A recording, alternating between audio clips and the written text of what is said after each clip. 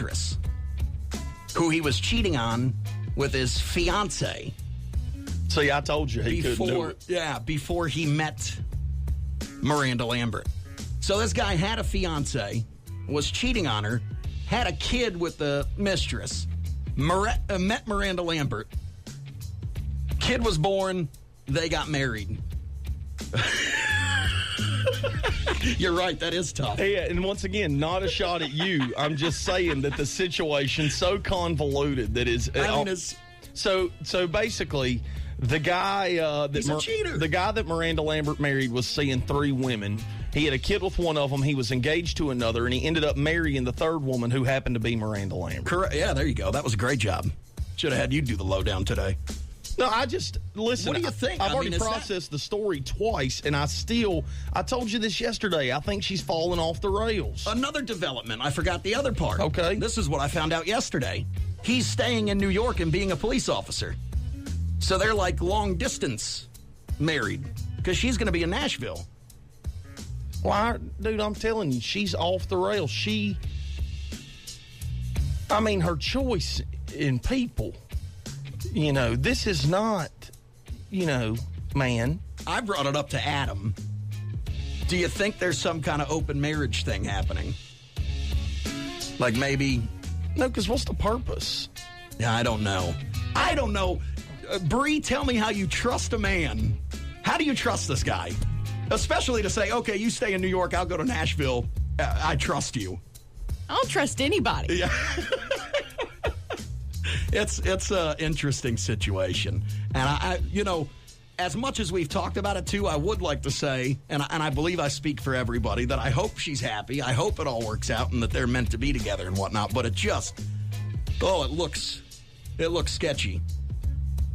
I want to figure out what she's getting out of the situation. I don't. I hope she's miserable. I hope that she is completely miserable, because nobody that's happy evaluates where their life is. You understand? True. Yeah. Nobody that feels like they have everything together is ever going to be, reflect on their own situation and look in the mirror. And this is not a, cast in stone situation. I just think that this is a series of irrational events in somebody's life, and more than likely somebody crying out for help. Yeah, Adam thoroughly believes that she might be in a little bit of trouble or something. This comes a week after she flipped out in a restaurant and threw food on old people. All right, senior citizens, man. With a police officer boyfriend. Right. Husband. Who has, and to each their own. I've seen crazy family situations or whatever. But the point is that this is somebody that's leading a public life. The whole thing is just bizarre. That's the lowdown from Twangtown. Ate up again today by Miranda Lambert. I imagine we'll probably get into some other stuff tomorrow. Yeah, we'll have that big update y'all been looking on let's see, Joe Nichols. Yeah. I'm James, Adam, producer Breeze here. It's the Gator Morning Show. You know why I don't do a lot of social media away from the stuff we do for the show here? Because I'm not good at it. Like, I fail at it a lot. I just failed at it right now, and I want to tell the folks that follow us at Gator Morning Show on Twitter, no G in morning. Because... How are you not good at social media? I don't even understand. Because I have not figured out a way in which I could express, different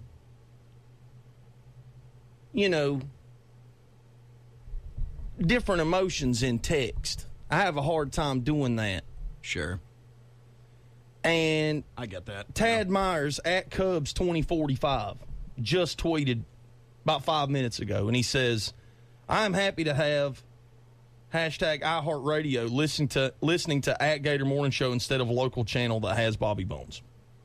So, nice. Thank you, Ted. So I tweet back, my man. Okay. Only it That's looks good. Only it looks like my man. Oh, like Tad's my man. Like, you're my man. You know what I mean? Yeah, I don't know what you do with that one. You can't do nothing with it. Like, because really I'm saying, Tad, my man. Yeah, sure. You know what I mean? But it looks like my man. And you can't, and there's no way around that. So, maybe throw in like the the rock and roll fingers? Yeah, like the rock and roll fingers. My man. Or the thumbs up? Or the fist bump. Fist bump, sure. The fist bump? That's what you need. Tie in an emoji and make it all come together. Emojis solve everything. Do they have an emoji that screams, my man? Could I just send him a picture of a man? Sure, you could find a Bitmoji or something like that. That's true, yeah. My man. I'm sure, I was just going to say that. What about if I just send him one of them generic men emojis, like the little policeman? He'd probably wonder what's happening. Or the construction worker. He's pretty tough, huh? He wears a hard hat. Yeah, you got a whole Village People thing going. Oh, man. Now why you take it the other direction?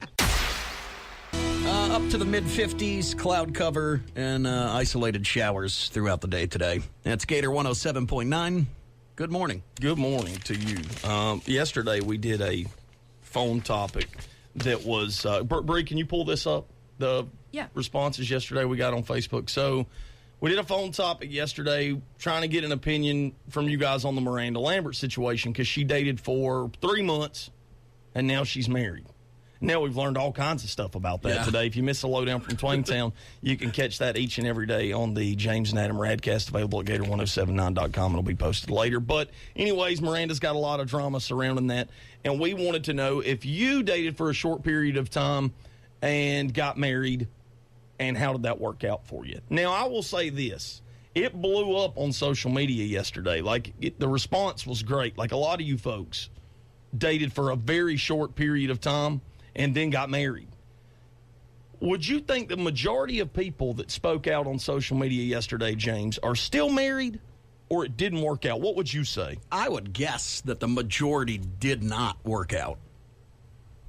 You would be wrong, because I flipped through these last night, and for the most part, the response was... Actually, man, I should have guessed that, because people don't want to publicly say, it didn't work out. Give us some, Bree. Well, a lot of the ones that did work out ended up being older people. Oh, okay. Sure. We talked about that yesterday. Sure. Yeah. Let's see. Hypno Jimbo. Met my wife October 1980, married her January 1981. When did he meet her? October. Hypnotized her right then on the spot. Des married the next day. He done that thing with his hands. Give her one of them USB stopwatches, and then boom, somebody they was married. Needs to let her know. Oh, man, it's been a while. You know what the bad part is about Hypno Jimbo and his marriage? They can't ever listen to any Motown, because if she hears this right here, she's coming out of it. She won't even know who he is. And My Girl comes on, you're ruined, Jimbo. What else we got? My parents got married 6 weeks after the day they met and have been married for 39 years this April. We have... See, that's that older generation, dude, where they just didn't have... And I don't want to rule out the fact, too, that, you could, find your soulmate and know it right away and get married. Yeah, but I'm telling you, these older people, dude, they got it together. Yeah, they know what's going on. Yeah, they're just smarter. If I met somebody and married them 3 months from now, chances are pretty slim. Oh, gosh. Yeah, I'm going to say very slim. Chances are slim. Are you meeting somebody or getting married? Oh, you mean getting married? All of the above. Getting married, staying married, all of it. I thought the meeting somebody, there's no way that's happening. Thanks, James. I'm kidding. What else you got? Let's see. A lot of them are older people who are like, yep, still together, 50 years now. But again, I feel like that's, That's what's those baby boomers. Dating then and dating now also very different. Absolutely. That's true, too. Yeah, that's because y'all don't date. Y'all don't do any of that. I know, and it's sad. I know. It's a whole deal. Like, I never see, say at the Boathouse on Friday. I just don't feel like I'm going to see anybody there ain't nobody going to walk up to somebody and be like, hey, can I take you out to dinner next week? No. It's going to be like, hey, let's go out here and cut a rug to Trotty. Yeah, and then head to my place. Yeah, and then go do some precarious stuff. But anyways, hey, it's the Gator. James and Adam, I'm on the tail end of the baby boomer thing. Okay. But here's the one thing. Now, I didn't learn it the first time or the second time. But we were raised in a generation to where it was instilled in us by our parents that when you got married, you stayed married. If there's a problem, you figure out how to make it work. Yeah. And I actually went to a wedding 2 years ago. One of Teresa's girlfriends. The day of the wedding, the bride made a comment. Well, it's just a piece of paper. Oh, jeez. And guess what? They're split. Yeah. And I feel like it's obvious there's a lot more of that going on. Yeah. But I just, I agree with Adam. It's not because, like I said, I'm going to tell in the baby boomer thing, but it's just different. It's just what was drilled in us as kids. And I'm not saying that, young people aren't smart or anything like that. I'm not saying that. I'm just saying I'm not saying that either. They're just like, it's just different. They're offered, more opportunities to meet people, and maybe that is the problem in itself. It's like their scope's not as narrow. You know what I mean? Yeah. Well, also, we didn't have social media. Our social media was picking up, the party line telephone and waiting for your neighbor to get off of it so you could call somebody. All right? I mean, that was Facebook in the beginning. I met my wife in the thrifty nickel I picked up on the way into Shoney's one morning. Winston Mike on the phone here, he's a Gator Nation member. He just went, old man, get off my lawn, didn't he? I just pictured that board operator with the headphones plugging the thing in, Say you want to make a call to Sally? Okay. Let me punch her in. Yeah, let's patch it over. Now you pick the phone up and keep hitting the button on the back of the phone, so click, click, click, click, click, and you finally get mad and hang up. Yeah, I got you. Mike, thank you so much, man. Care. Appreciate it, man. That was fantastic. You can still weigh in on that at social media, too. If you aren't following us, get linked up there at Gator1079.com. Luke Bryan, what makes you country? It's Gator 107.9. James and Adam. It's the Gator Morning Show. Producer Bree in the house as well. Good morning, Bree. Good morning. March 30th is the date that we have our literacy ride. Gator 107.9. We've teamed up with our sister station, Rock 107, and Myrtle Beach Harley-Davidson. And we're doing a literacy ride. We're riding for the stories, and we're trying to generate books for Horry County schools. That's right, man. We talked about this a little earlier, and the ride is sometime out. But the reason we mention it is because we want you to go ahead and get registered and signed up. This is Myrtle Beach Harley. James owns Harley, bought it at Myrtle Beach Harley. We have Sherry on all the time from Myrtle Beach Harley. Yeah. But this is open to four wheels too, baby. That's why I'm coming. Yeah, I mean, everybody is welcome. The whole idea here is to generate as many books as possible for Horry County schools. So that's March 30th. And now there is, there's a whole lot to it. There's a lot of incentives to come hang out with us March 30th. We're going to start at Books A Million in Murrells Inlet. Registration will be 11 until noon that morning. No cash. All you need to get in on the ride is 2 new books. That's right, and you can get those at Books A Million. They'll even help you pick out the right books because we are, we're just trying to make sure that kids that may not have access to books at home, not like library books where you check them out and you bring them back, and these are books that they're going to be able to take home and make sure that, they have books at home to read. Reading is such a vital thing. You wouldn't believe the literacy rates in South Carolina, but that can be a detriment going forward in your life. And that's what we, took into consideration when we put this whole thing together. Now at Myrtle Beach Harley, they've done a great job of adding the party aspect. So we're going to go down, and like I said, starting at Books A Million in Murrells Inlet. From there, we'll go to 810 in the Market Common. You can stop there, get your first bookmark. The second stop is Books A Million up on the north end. And then the third stop is the after party, which is hosted and sponsored by 710 in North Myrtle Beach. We're going to have bowling for books. There's free food, live music, raffles, auctions, prizes.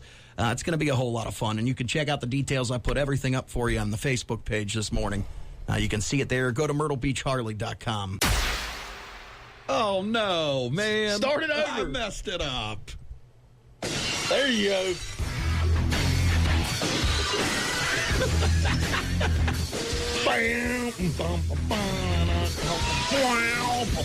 James said that this Stone Cold theme right here used to get him amped. Oh, my gosh. When I was a kid, I would be bouncing off the walls. All right, so sometimes here we make our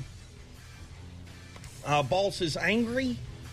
That's a thing. Sometimes we try not to do that, and sometimes we do things that make them amped.